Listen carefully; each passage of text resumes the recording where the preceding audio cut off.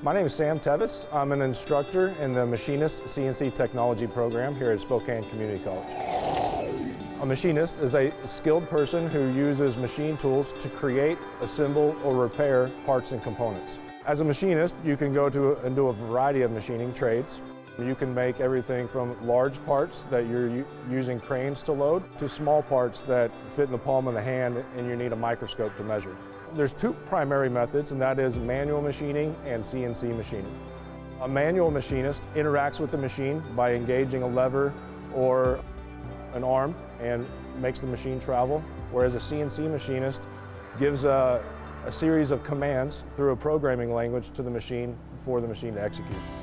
We have a 6-quarter associate's degree or a 4-quarter certificate that you can earn in 1 year. There are a lot of great things about the CNC program here at SCC. One of my favorites is the tools are provided for us, and so at the end of the year, we get to take these toolboxes with us if we complete the course. Right now, there's a huge demand for machinists. Currently, there are more jobs out there than we're able to fill.